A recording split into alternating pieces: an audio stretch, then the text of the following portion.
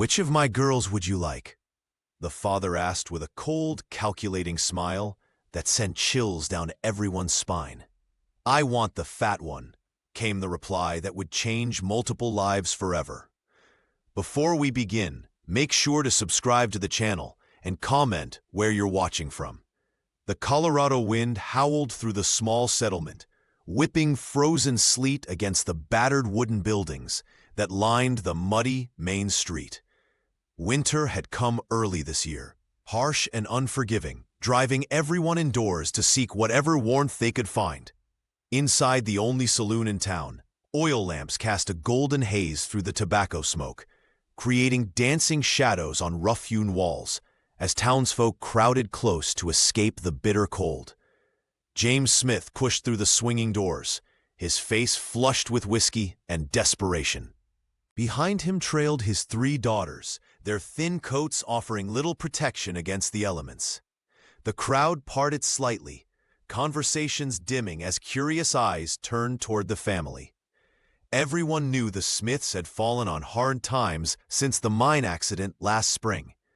The 2 eldest daughters, slender and fair-haired, huddled together like frightened birds. They clung to each other's hands, their eyes darting nervously around the room as they recognized the dangerous glint in the men's gazes. But it was Maria Smith who drew the most attention and the cruelest glances. Broad-shouldered and heavy-set, she stood slightly apart from her sisters, her eyes fixed firmly on the wooden floorboards as if studying the years of boot scuffs and spilled whiskey. "Cold night to bring your girls out, James," called the bartender, wiping a glass with a questionably clean rag. James straightened his shoulders, swaying slightly as he surveyed the room. The desperation in his eyes was poorly masked by false bravado. "Desperate times call for desperate measures," he slurred, his grip tightening on Maria's arm. "My girls need husbands, and I need—" He didn't finish the thought, but the heavy pouch of coins behind the bar told its own story. The eldest sisters trembled visibly now, but Maria remained stone-faced, having long ago learned to hide her emotions behind a mask of indifference. She'd heard the whispers in church, seen the sidelong glances in town. The fat Smith girl, the unmarriageable one. James cleared his throat and raised his voice, thick with whiskey and shame. "Which of my girls would you like?" The question hung in the air for one terrible moment before laughter erupted, sharp and cruel as the winter wind outside. The crowd's amusement turned savage, echoing against the rough plank walls. Maria closed her eyes briefly, her father's words cutting deeper than any winter chill ever could. This was the moment she had feared since they'd left their cabin that morning, being offered up like cattle at auction.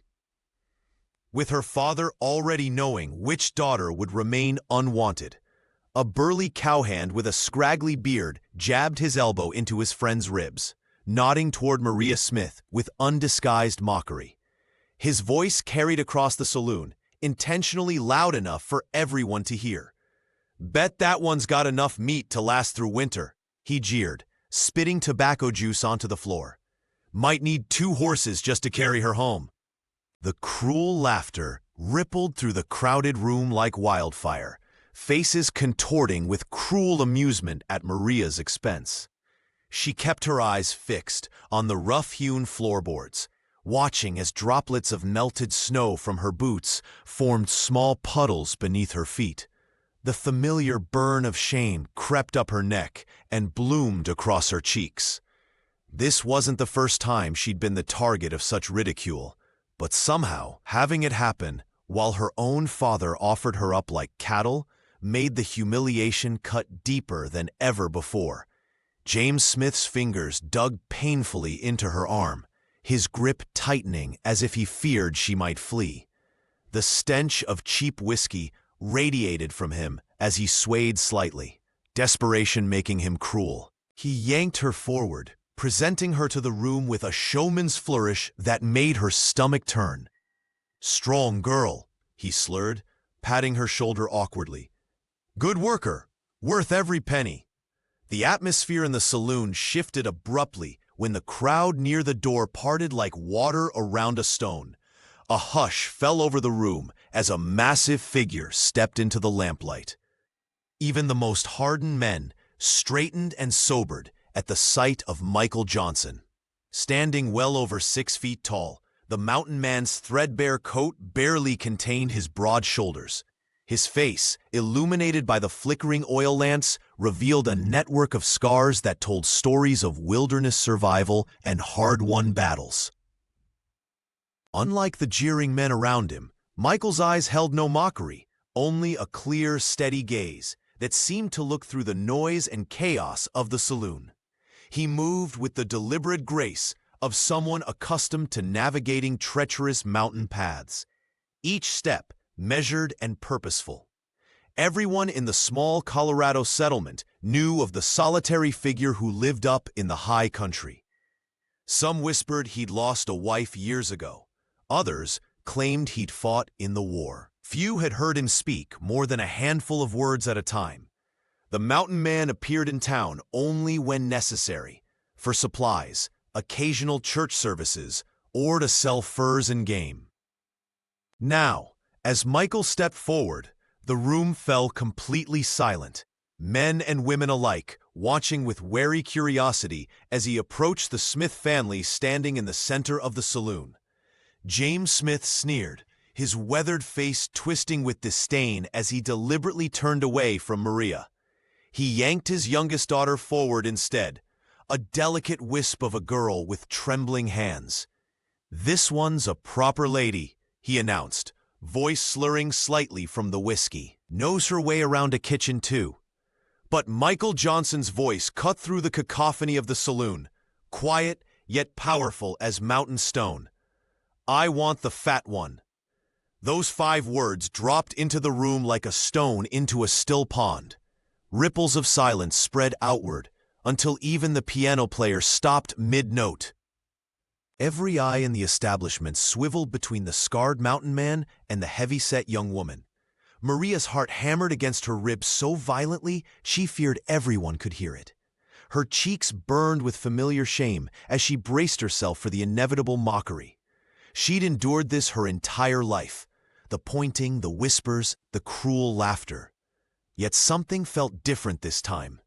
Michael stood unwavering, his massive frame casting a long shadow across the sawdust-covered floor. His gaze never left Maria's face, steady and clear as a mountain stream. There was no pity there, no mockery, just a quiet certainty that seemed to look past her size to something deeper, something she had nearly forgotten existed within herself. "You can't be serious," someone muttered from the crowd. The mountain man didn't acknowledge the comment. Instead, he reached inside his threadbare coat, movements deliberate and unhurried. From an inner pocket, he withdrew a worn leather pouch that landed on the table with a substantial thud. $200, Michael stated, his voice matter-of-fact. "More than fair." James stared at the pouch, greed momentarily overcoming his disappointment. $200 was a small fortune in their struggling settlement, enough to pay his debts and still have money left over. Maria watched her father's internal struggle play across his face. She'd long known her worth to him was measured only in what she could bring, yet the casual bartering of his daughters still cut deep. Her sisters huddled together, eyes downcast, neither willing to meet her gaze. The saloon remained unnaturally quiet as Michael waited, patient as the mountains themselves. His scarred face betrayed no emotion, but his eyes never left Maria's. In that moment, she felt truly seen, perhaps for the first time in her life. "Well," Michael prompted, his deep voice breaking the tense silence. "Do we have an agreement?" Before her father could reply, Michael Johnson shrugged off his heavy coat with deliberate movements. The saloon fell into an uneasy silence as the mountain man stepped toward Maria with surprising gentleness, his scarred face softened by something the onlookers couldn't quite name. The buffalo hide coat, worn but well-maintained, had clearly protected him through many harsh Colorado winters. Now, with careful hands, he wrapped it around Maria's shivering shoulders. "There," he said, his voice low enough that only she could hear it properly. The warmth of the garment enveloped her immediately, along with the comforting scent of wood smoke, pine, and well-oiled leather. It smelled of the wilderness, of freedom and solitude, everything her life in town had lacked. Maria's eyes widened at the unexpected kindness. No one had ever made such a gesture toward her before. Her voice trembled when she finally found words. "You don't have to do this." Her fingers clutched the edges of the buffalo hide, feeling its substantial weight across her broad shoulders. Michael shook his head firmly, his scarred face catching the lamplight. "I reckon I do." His eyes, clear and steady, met hers without flinching or judgment. No one should be left standing in the cold, not like this. The simple dignity in his words made several onlookers shift uncomfortably, suddenly aware of their own cruelty. The crowd watched, stunned into silence, as the mountain man fastened the toggles with careful hands. His massive fingers, roughened by years of survival in the wilderness, moved with unexpected delicacy. Each toggle closed like a promise of protection, of respect, of something Maria had never been offered before. James Smith stood frozen, the pouch of money still on the table before him, his face a mixture of shame and confusion. He hadn't expected this turn of events, had expected, perhaps, more mockery, not this quiet act of humanity that made his own actions seem all the more despicable. The burly cowhand who had made the cruel joke earlier now stared into his whiskey, unable to watch. Others in the saloon found themselves looking away too, the mountain man's simple act of decency a mirror they didn't want to face. Maria stood straighter under the weight of the buffalo coat, feeling something unfamiliar bloom in her chest, not just warmth, but dignity. For the first time in years, she lifted her gaze from the floor and looked directly at the faces around her, no longer willing to be invisible. James Smith stared at the leather pouch, his fingers twitching with barely contained greed. The weight of $200, more money than he'd seen in months, pulled at his conscience as shame and relief battled across his weathered face. The saloon had grown unnaturally quiet, every eye fixed on this unexpected transaction. "She's yours, then," James finally muttered, unable to meet anyone's gaze, least of all his daughter's. He shoved the pouch deep into his pocket, the coins clinking softly against his flask. Without another word, he turned away, grabbing his two younger daughters by their thin arms and dragging them toward the door. The slender girls cast frightened glances back at their sister, their eyes wide with confusion and something that might have been envy. Maria watched her family disappear into the swirling snow, her heart constricting with worry for her sisters. They would face their father's disappointment alone now, yet beneath that familiar ache bloomed something unfamiliar, a fragile tendril of hope taking root where only resignation had lived before. She stood frozen, caught between the life she knew and whatever uncertain future awaited her. "They'll be all right," Michael said quietly, as if reading her thoughts. His voice carried no judgment, only understanding. "Your pa needs that money more than he'd admit." The mountain man turned his broad frame toward her, effectively blocking the bitter wind that howled through the briefly open door. His massive shoulders cast a shadow that felt strangely protective rather than threatening. The scars that crossed his face caught the lamplight, telling stories of survival Maria suddenly wanted to hear. "There's a wagon waiting outside," Michael continued, his deep voice steady as mountain stone. "Got blankets and hot bricks for your feet.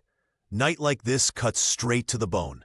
He paused, his clear eyes meeting hers with unexpected gentleness. "If you'll come with me." The words hung between them, not a command, but a choice. The first real choice anyone had offered Maria in years. Around them, the saloon patrons shifted uncomfortably, their earlier mockery fading into uncertain silence. Some looked away, suddenly finding their drinks fascinating. Others watched with undisguised curiosity, waiting to see what the fat Smith girl would do. Maria took a deep breath, feeling the weight of 20 years of shame and 20 seconds of dignity balanced on the edge of this moment. Outside, the Colorado wind screamed promises of a bitter night. Ahead of her stood a scarred stranger offering warmth, respect, and the unknown. She nodded once, decisively, and took a step toward the door. The biting Colorado wind sliced through the settlement as Maria Smith and Michael Johnson exited the saloon. The townsfolk's laughter still echoed in her ears, but the weight of the buffalo hide coat around her shoulders offered unexpected comfort. For the first time since entering that wretched establishment, Maria dared to lift her gaze to the face of the man who had claimed her. His features told a story of hardship. Deep lines etched around his eyes, weathered skin that had faced countless mountain winters, and those scars that crisscrossed his face like a map of battles fought and survived. Yet beneath this rugged exterior, Maria discovered something that stole her breath. Kindness. Pure, unguarded kindness, directed at her without a trace of mockery or pity. "Why me?" The words escaped her lips before she could stop them, barely audible above the howling wind. Her broad shoulders hunched slightly, bracing for the answer, for the cruel joke that surely must be coming. Michael studied her face, his expression thoughtful. When he spoke, his voice carried the depth of mountain streams, steady and clear. "I've seen you at church, sewing for widows' children," he said, his gaze never wavering from hers. "Watched you sharing bread with boys whose fathers were laid up in the mining accident last fall, even when you had little yourself." Maria's cheeks warmed despite the cold. She hadn't realized anyone had noticed those small acts of mercy. "A woman's worth isn't measured in pounds, Miss Smith," Michael continued, his scarred hands adjusting the coat more securely around her shoulders. "It's measured in kindness, strength, and faith." A ghost of a smile touched his lips. "By those measures, you're worth more than any dowry." The mountain man's words settled around Maria like a second coat, warming places inside her that had grown cold from years of ridicule. No one had ever spoken to her with such genuine respect. Not her father, not the townsfolk, not even the pastor who preached Christian charity while averting his eyes from her heavy-set frame. "I don't know what to say," she whispered, her breath forming clouds between them. "Nothing needs saying," Michael replied, offering his arm with unexpected gentleness. "The wagon's waiting. It's a long ride to the cabin, and the storm's picking up." Maria hesitated only a moment before placing her hand on his offered arm. The solid strength beneath her fingers promised something she'd never dared hope for: safety, respect, and perhaps, in time, something more. Together they walked toward the waiting vehicle, leaving behind the cruel laughter and stepping into something new and fragile, but infinitely precious. Tears welled up in Maria Smith's eyes, freezing almost instantly on her cheeks in the bitter Colorado cold. Words failed her as emotion constricted her throat, but her small nod conveyed everything that needed saying. The mountain man extended his arm, a gesture so foreign to her experience that she hesitated before accepting it. "The wagon's not far," Michael said, his voice barely audible above the howling wind. Maria placed her hand on his offered forearm, feeling the solid muscle beneath his worn shirt sleeve. The strength in him wasn't threatening, as it had been in so many men who had mocked her. Instead, it felt like a sanctuary, steady and reliable. She matched her steps to his as they trudged through the deepening snow, leaving behind the saloon's golden windows and the jeering faces within. Each step carried her further from 23 years of ridicule and shame. The snow swirled around them, erasing their footprints almost as quickly as they made them, as if nature itself wanted to help her start anew. "Watch your step here," Michael cautioned as they approached his wagon, a sturdy conveyance weathered by years of mountain travel. True to his word, the vehicle waited with thick quilts piled high on the seat, and hot bricks wrapped in flannel placed where her feet would rest. Such thoughtfulness was entirely unexpected, In her experience, consideration was something reserved for her slender sisters, never for the heavy-set daughter who took up too much space. Michael helped her climb onto the seat with surprising gentleness, his large, scarred hands steady and respectful. He made sure she was properly settled, tucking the quilts around her legs with the care one might show a cherished family member. "Comfortable?" he asked, his breath forming clouds in the frigid air. "Yes, thank you," she managed, her voice small but growing steadier. He nodded once, satisfied, before climbing up beside her. The wagon creaked under his weight as he took the reins. With a soft click of his tongue, the horses began moving, pulling them away from the settlement and into the wilderness beyond. Maria clutched the buffalo hide coat around her shoulders, inhaling the scent of pine and leather that clung to its fibers. The garment was more than mere protection from the elements. It represented the first act of kindness she'd received in longer than she could remember. As the wagon rattled along the snow-covered trail, something unfamiliar blossomed in her chest, a feeling so foreign she almost couldn't name it. Dignity. For the first time in her life, Maria felt the warm glow of being treated with respect, of being seen as a person of value rather than an object of derision. Inside the wagon, Maria breathed in the scent of Michael's coat, feeling the raw honesty of pine and leather wrap around her like a second layer of protection.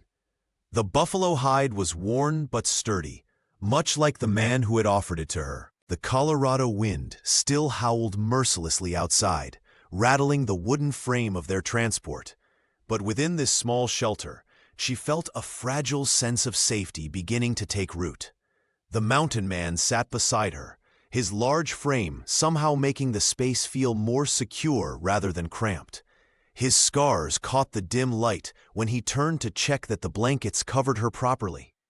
Maria noticed how his hands, calloused and strong, moved with surprising gentleness as he tucked the warm fabric around her shoulders. "Storm's getting worse," Michael observed, his voice barely audible above the wind. "But we'll make it home before midnight." Home. The word hung between them, unfamiliar yet comforting. Maria nodded, unable to form words past the lump in her throat. Michael's presence formed a wall between her and the cruelty of the world she'd known for so long, a world where her size had been her only defining characteristic, where laughter had followed her like a shadow. "Thank you," she finally managed, the words inadequate for the magnitude of what he'd done. He simply nodded, his eyes reflecting understanding without pity. Perhaps the greatest gift he'd given her so far. Back in town, James Smith stood in the middle of the saloon, staring at his empty hands. The pouch of dollars weighed heavy in his pocket, but his face twisted with something that might have been regret. His remaining daughters huddled together near the door, their eyes downcast, perhaps wondering if they would be next. "Never thought Johnson would take her," someone muttered, breaking the uncomfortable silence. James couldn't meet the gazes of the townsfolk who had witnessed his desperate bargain. He drained his whiskey in one burning gulp and slammed the glass down, signaling for another. But Maria barely noticed the settlement's lanterns shrinking behind her as the wagon pushed forward through the deepening snow. She didn't see her father's shame or hear the continued murmurs of the saloon patrons. Her world had narrowed to the warmth beside her, the steady creak of wheels, and the possibility of a new beginning taking shape with each mile that separated her from her past. For the first time in years, Maria Smith allowed herself to hope. The wagon creaked and swayed as it cut through the pristine Colorado snow, each jolt reminding Maria Smith of the extraordinary turn her life had taken. The settlement's lights had long since disappeared behind them, swallowed by the vast whiteness stretching in every direction. She pulled Michael Johnson's buffalo hide coat tighter around her shoulders, still unable to believe what had happened in the saloon. The mountain man sat beside her, his scarred hands confidently handling the reins. His face, weathered and marked by life's hardships, remained focused on the path ahead. Maria studied his profile in the fading light, gathering courage with each breath that clouded in the frigid air. "Why did you choose me when everyone else?" she finally asked, her voice barely audible above the howling wind and the crunch of snow beneath the wooden wheels. Michael was quiet for so long that Maria wondered if he'd heard her at all. When he finally spoke, his deep voice carried the weight of someone who had spent years in solitude, measuring his words carefully. "Because you see, people," he said simply, "I've watched you at church. You mend clothes for the Anderson boy when his mother can't afford thread. You share your bread with the miners' children when the strike left them hungry." His eyes, clear and honest, met hers briefly before returning to the snowy path. "You give, even when you have nothing. And I reckon it's time someone saw you." Maria's breath caught in her throat. A warmth spread to her chest that had nothing to do with the hot bricks nestled at her feet. For years, the townsfolk had seen only her size, her broad shoulders, her heavy-set frame, never the person inside who longed to be valued. "I don't know what to say," she whispered, a single tear freezing on her cheek. "Nothing needs saying," the mountain man replied, adjusting the reins in his calloused hands. "A person's worth isn't in words or looks, it's in deeds." The wagon hit a deep rut, and Michael steadied Maria with a gentle hand. His touch was respectful, nothing like the rough grabbing she'd endured from her father earlier that evening. James Smith had paraded his daughters like cattle, desperate for money and uncaring of their dignity. "My cabin isn't much," Michael continued, "but it's warm and solid. You'll have your own space there. No one to mock you, no one to hurt you." Maria nodded, unable to speak past the lump in her throat. Ahead, through the swirling snow, she could make out the faint glow of lantern light, a beacon of hope in the wilderness. For the first time in years, she felt something unfamiliar stirring inside her. Possibility. The wagon crested the final ridge as dusk painted the Colorado sky in shades of amber and violet. Michael Johnson's cabin stood nestled against a grove of tall pines, its sturdy log walls and pitched roof a testament to skilled hands and patient labor. Smoke curled from the stone chimney, promising refuge from the bitter cold that had settled into Maria Smith's bones during their journey. "Home," Michael said simply, helping her down from the wagon with careful hands. Maria stood for a moment, taking in the sight. Unlike the ramshackle structures in town, this cabin had been built to last. Each log fitted precisely, the roof recently mended, windows sealed tight against winter's assault. Michael led her up the path, snow crunching beneath their boots, and pushed open the heavy wooden door. The warmth hit her first, blessed, enveloping heat from the stone fireplace that dominated one wall. The cabin's interior glowed with amber light, revealing a space that was modest but meticulously maintained. A hand-carved table stood near the hearth, flanked by two sturdy chairs. Shelves lined one wall, holding provisions, tools, and a few precious books. A curtain partially concealed what must be his sleeping area. "It's not much," he said, suddenly self-conscious as he hung their outer garments on pegs by the door. "It's beautiful," Maria whispered, meaning it. After years of her father's neglected home, the care evident in every corner of this place moved her deeply. Michael busied himself at the cookstove, adding wood and adjusting dampers with practiced movements. "Hungry?" he asked, reaching for a pot. "Got some venison stew I can warm." Maria's hands, still trembling slightly from the day's events, sought useful work. She found herself drawn to small tasks, sweeping scattered ashes back into the fireplace, folding a blanket draped across a chair, straightening the tin plates and cups on a shelf. The familiar motions steadied her racing thoughts. "You don't need to," Michael began, but stopped when he saw the determination in her eyes. "I'd like to help," she said quietly. He nodded, understanding. Together, they moved around the cabin, preparing a simple supper in companionable silence. Maria set the table while Michael ladled steaming stew into bowls and sliced bread he'd baked days earlier. The mountain man moved with surprising grace in the small space, his large frame somehow never awkward. As they sat down to eat, the fire crackled in the hearth, casting dancing shadows across the log walls. Outside, the wind howled through the pines, but within these walls, Maria felt something she hadn't experienced in years: safety. The weight of the town's mockery seemed distant now, unable to penetrate the solid walls of this honest place built by honest hands. The cabin settled into a peaceful quiet, broken only by the gentle crackle of the fire and the occasional clink of spoons against bowls.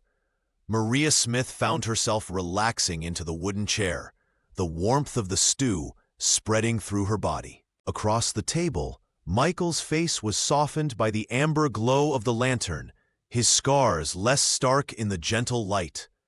"Had a wife once," Michael said suddenly, his deep voice barely rising above the fire's whisper. "Sarah. Lost her 7 years ago." He set down his spoon, eyes fixed on some distant memory. "Our child never drew breath, and she followed soon after."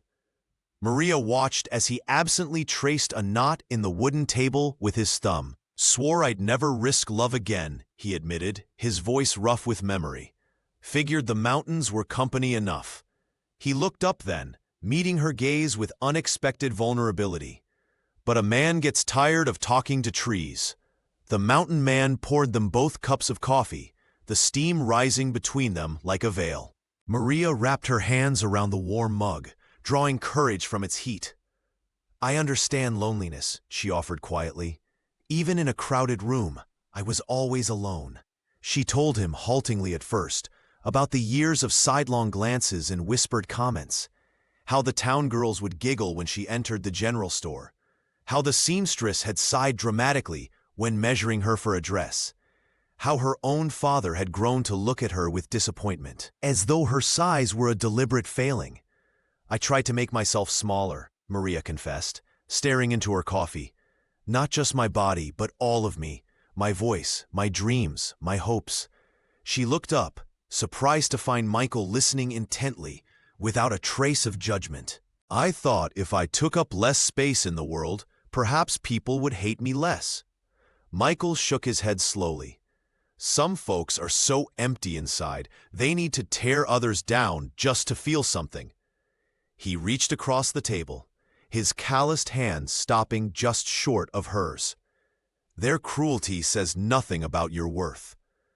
For the first time, Maria's story was met with understanding rather than pity, a balm to wounds she had carried alone. The weight of shame she'd carried for years seemed lighter somehow, shared across the rough-hewn table with this scarred, gentle man. Outside, the winter wind howled against the cabin walls, but inside, something fragile and warm was taking root between two souls who had known too much solitude. That night, Maria Smith knelt beside the hearth, her calloused hands clasped in prayer. The flames cast dancing shadows across her face as she whispered words that had sustained her through years of mockery. She asked not for wealth or beauty, but for courage to embrace this unexpected turn in her life, a life that had suddenly transformed from endless shame to tentative hope. "Lord, give me strength to be worthy of this kindness," she murmured, her voice barely audible above the crackling fire. The cabin's rough-hewn walls seemed to embrace her prayers, holding them close like precious things. When she finally rose, her knees stiff from the wooden floor, Maria noticed Michael had left his buffalo hide coat folded neatly on her sleeping pallet. The thoughtful gesture brought tears to her eyes. She ran her fingers over the worn leather, remembering how he had wrapped it around her shoulders in the saloon, the first act of dignity anyone had shown her in years. For the first time since childhood, Maria slept deeply and without fear. The mountain man's presence in the next room offered a security she'd never known in her father's house. No cruel laughter would wake her here.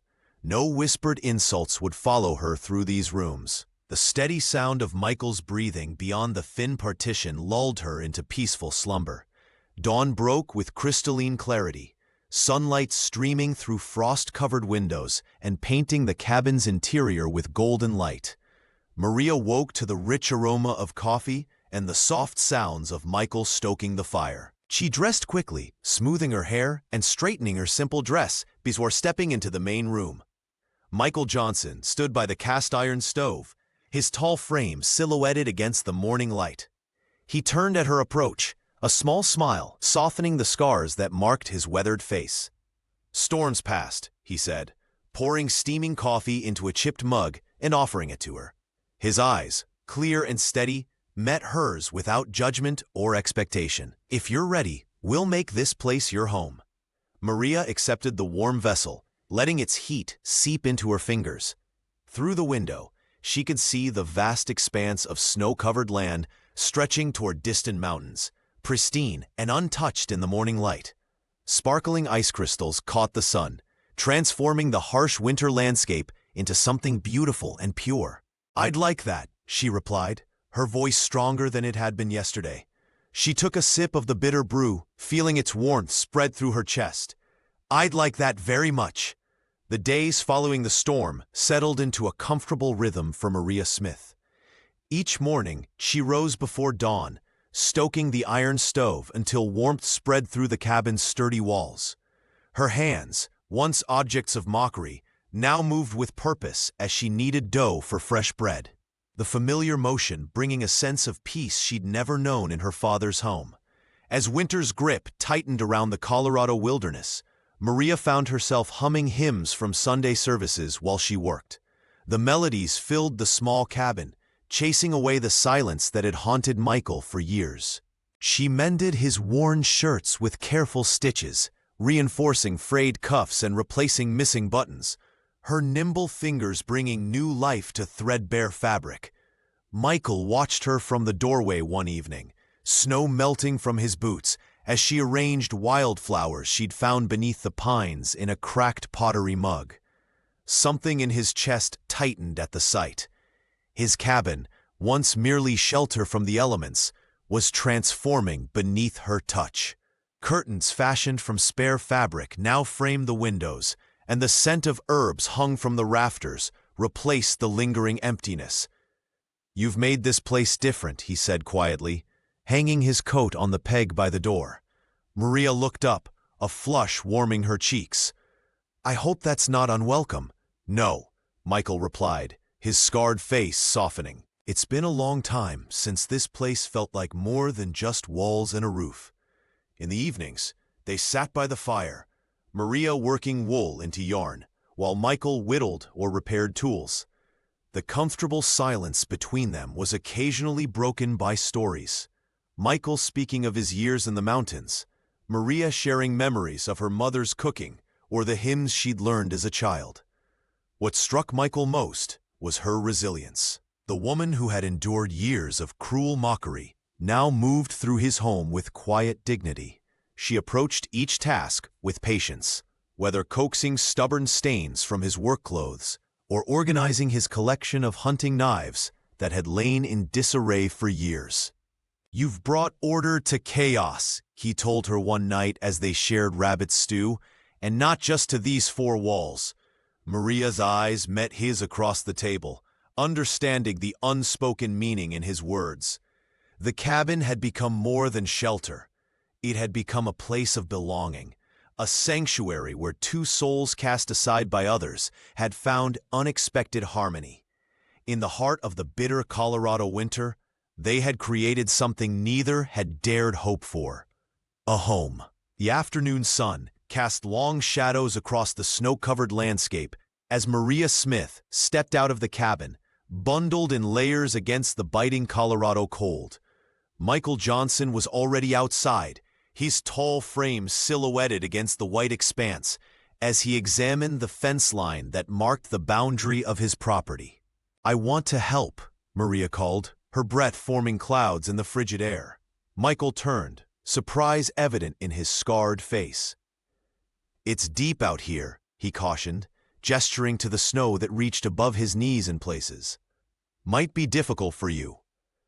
Maria squared her shoulders, determination flashing in her eyes. "I've spent my whole life being told what I can't do because of my size. I won't hear it from you too." Michael's expression softened into a smile. He disappeared into the storage shed, returning with an old pair of wooden snowshoes. "These were my wife's," he said quietly, kneeling to help Maria strap them to her boots. "They'll keep you from sinking." Her first steps were awkward, legs splayed unnaturally wide as she tried to find her balance. She stumbled, a small cry escaping her lips, but Michael was there instantly, his strong hand steadying her elbow. "Small steps," he instructed gently. "Let the snowshoe do the work." They moved slowly along the fence line, checking for breaks where deer might have pushed through or where snow weight had damaged the posts. Maria's confidence grew with each step, her movements becoming more natural, despite occasional wobbles that sent her clutching at Michael's arm. When they reached the trap lines, Michael showed her how to check each one, explaining which animals provided the best fur and meat for the harsh winter months. He demonstrated how to reset a sprung trap, his large hands moving with surprising delicacy. "You make it look easy," Maria said, attempting the same motion with less grace but equal determination. "Nothing worth doing is easy at first," Michael replied, watching with quiet pride as she successfully reset her third trap. "But you learn quick." By the time they returned to the cabin, the sun was setting, painting the snow in shades of pink and gold. Maria's muscles ached pleasantly from the exertion, a feeling of accomplishment warming her from within. Inside, they worked side by side, preparing their evening meal, rabbit stew from yesterday's catch and fresh bread Maria had baked that morning. The cabin filled with savory aromas as they moved around each other with growing familiarity. Over steaming bowls at the rough-hewn table, Michael raised his cup in a small toast. "Couldn't have checked all those traps without you today," he said simply. "Thank you." Maria ducked her head, unused to praise, but a smile played at her lips. For the first time in her life, she wasn't just someone's burden or shame.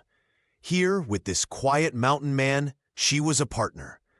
The peaceful rhythm of their cabin life was shattered by Tommy Anderson stood on the threshold, no more than 11 years old, his cheeks flaming red from the bitter cold. "Mr. Johnson? Miss Smith?" the boy gasped, his breath forming clouds in the frosty air. "It's my sister, Sarah. She's burning up something awful and Ma can't break the fever. Pa's away hunting. Please, you gotta help." Maria was already on her feet, her previous experiences at church having taught her basic healing remedies. "How long has she been sick?" she asked, moving swiftly to gather supplies. "Since yesterday morning. Ma tried willow bark tea, but nothing's helping." Tommy's eyes were wide with fear. Without hesitation, Maria collected dried herbs from the kitchen shelf, echinacea, yarrow, and elderberry she'd gathered and preserved last autumn. She wrapped them carefully in cloth, adding clean rags and a small jar of honey. Michael watched her with quiet admiration as she worked, her movements purposeful and sure. "I'll hitch the sledge," he said, already pulling on his heavy coat. "It'll be faster than the wagon in this snow." While Michael prepared their transportation, Maria filled a stone-hot water bottle and wrapped it in flannel. She remembered how often her own healing knowledge had been dismissed back in town, treated as worthless as she herself had been. Now, someone's child might depend on it.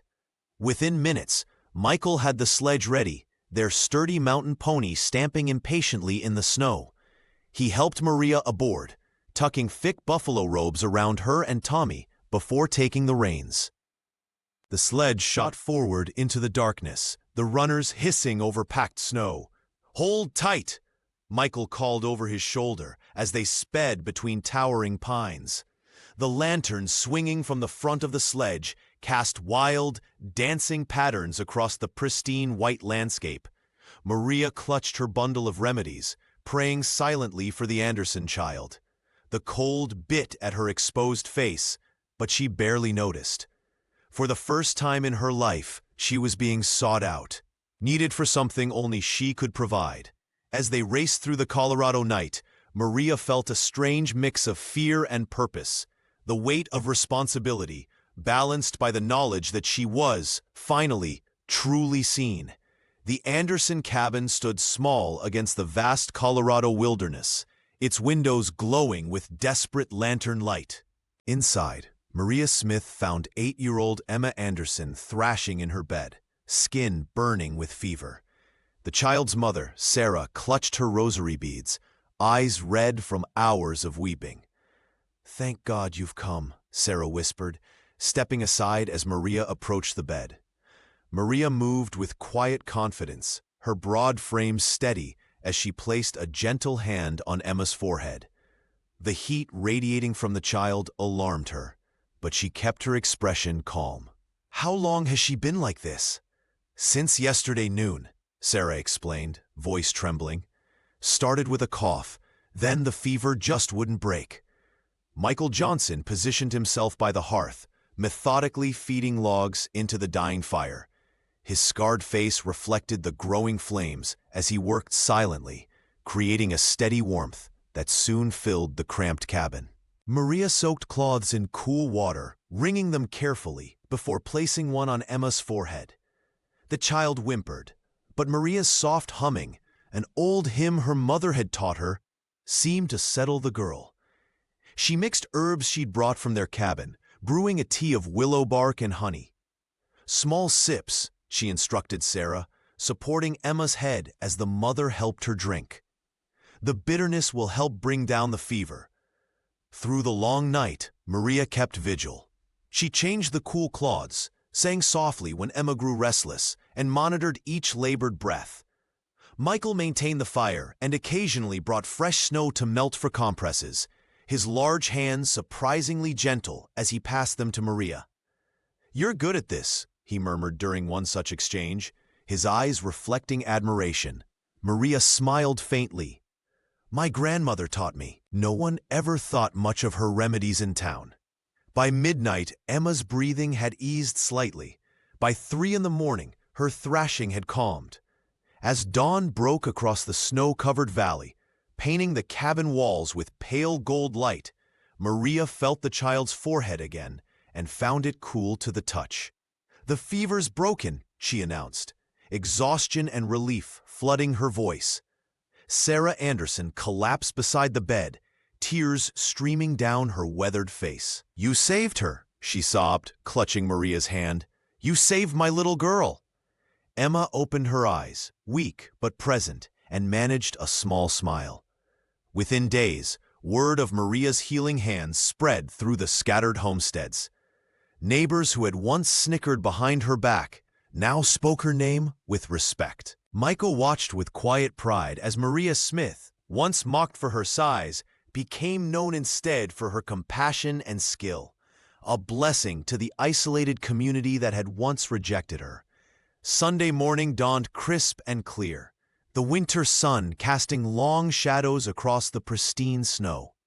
Maria Smith and Michael Johnson walked side by side toward the small-town church, their breath forming clouds in the cold air. The path was lined with neighbors who had once turned away from Maria in disgust, but now whispered behind gloved hands, pointing with newfound curiosity rather than cruelty. "They're staring," Maria murmured, clutching Michael's arm a little tighter. "Let them," he replied, his scarred face set with quiet dignity. "You've earned their respect."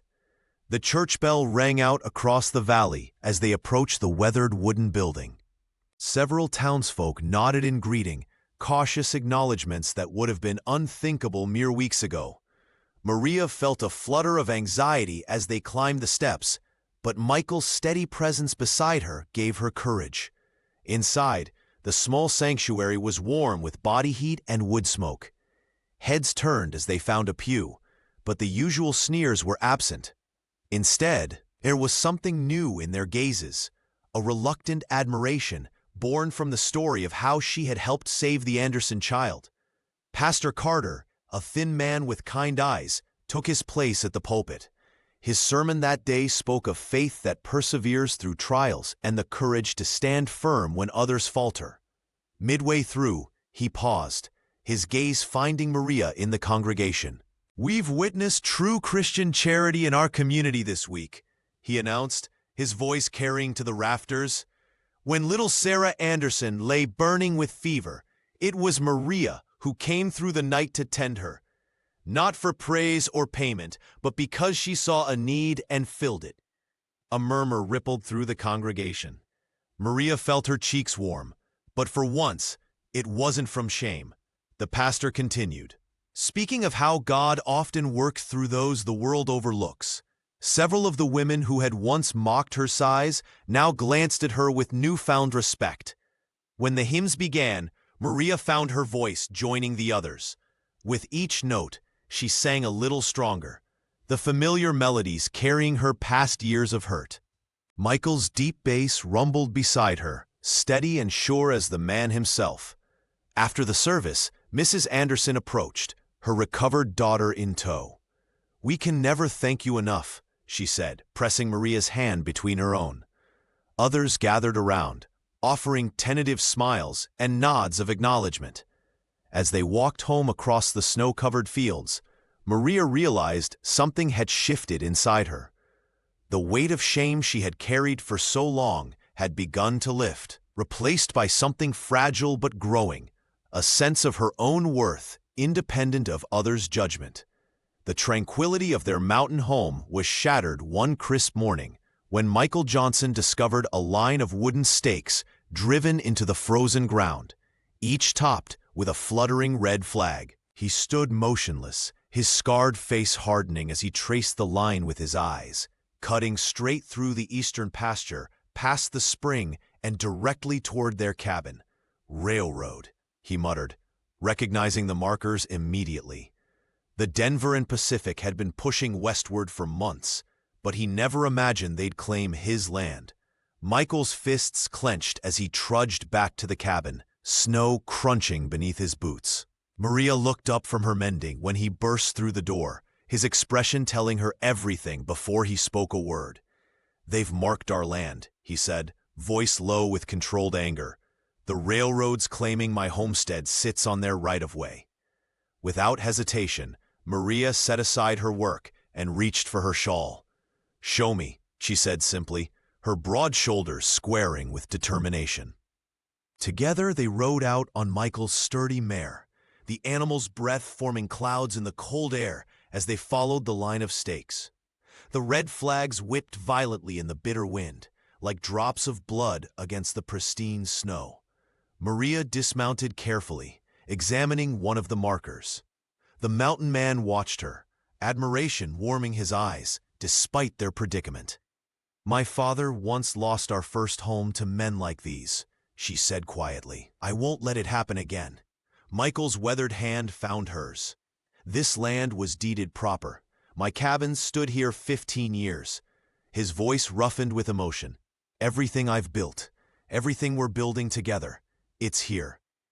The stakes formed an unforgiving line through what had become their sanctuary, the place where Maria had finally found acceptance, where neighbors now came seeking her healing hands rather than mocking her size, where she and Michael had created something precious from the ashes of their separate sorrows.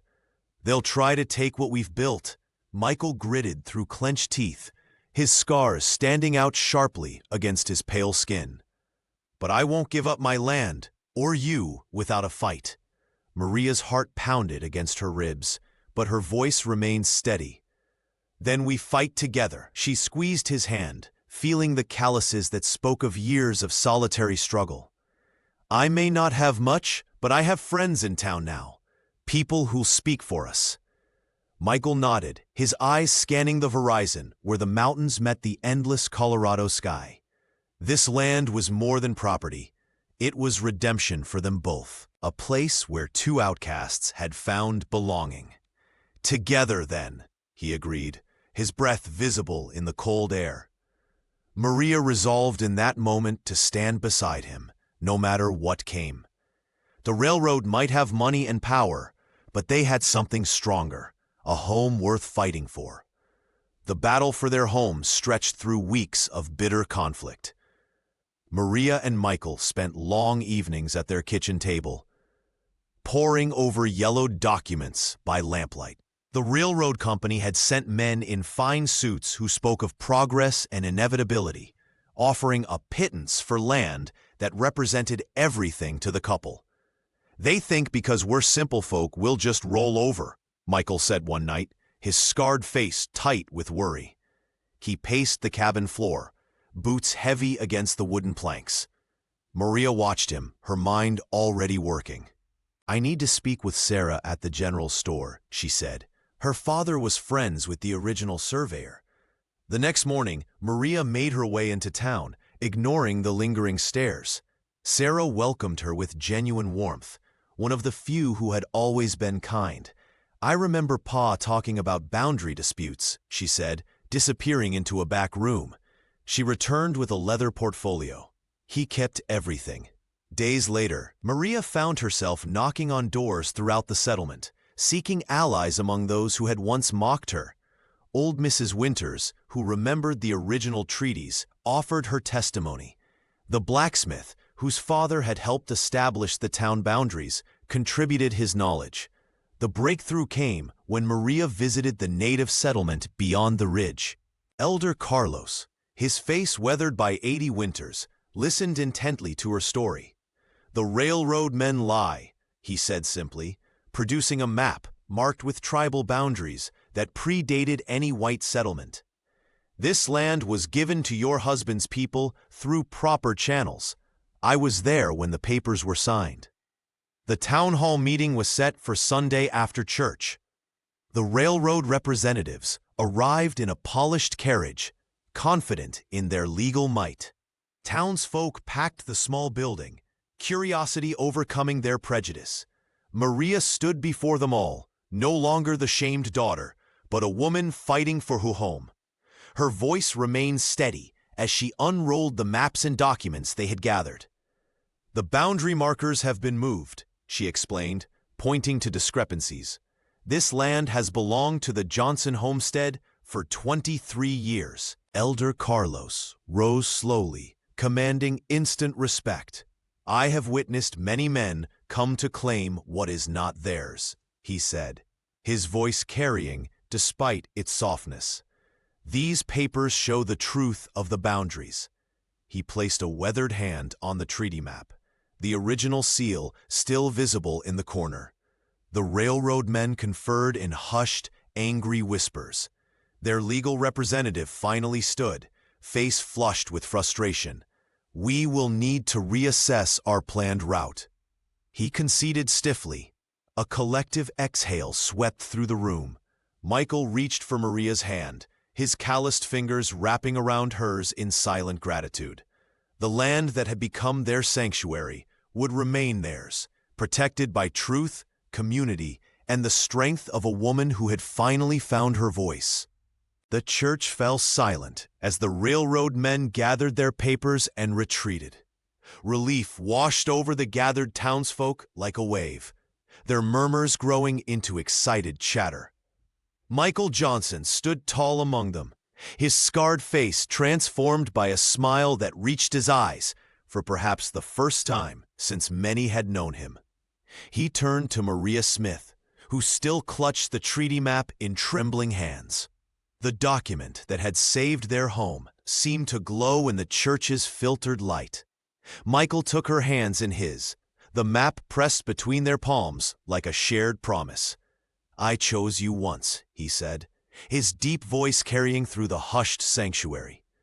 "And I choose you still, not for how you look, but for the strength in your heart." Maria's eyes welled with tears as she gazed up at the mountain man who had seen her true worth when no one else would. The church, once a place of whispers and sidelong glances whenever she entered, now witnessed her moment of triumph. Neighbors who had previously mocked her size now removed their hats in respect. Women who had once gossiped behind raised hands now approached with tentative smiles and offers of friendship. Pastor Carter placed a gentle hand on Maria's shoulder, his nod conveying both apology and blessing. In the back of the church, James Smith stood frozen, watching the scene unfold, his face, lined with years of bitterness and drink, crumpled with something between shame and regret. He made no move to approach his daughter, merely slipping away silently into the swirling snow outside. Elder Carlos approached the couple, his weathered face solemn as he clasped Michael's arm. "Your land remains yours, as it should be," he said. "But more important is what you two have built upon it." That evening, as darkness settled over the Colorado wilderness, Maria and Michael sat before the crackling fire in their cabin. The flames cast dancing shadows across the sturdy log walls that had become their sanctuary. Outside, the wind howled its winter song. But inside was only warmth and certainty. Michael's rough hand enveloped hers, their fingers intertwined like roots growing deeper into shared soil. Maria leaned against his shoulder, feeling the steady rise and fall of his breathing. "We've claimed more than just land today," she whispered. The mountain man nodded, understanding flowing between them without need for further words. Together they had fought for and won not just their homestead, but dignity, belonging, and a love strong enough to weather any storm that might come their way.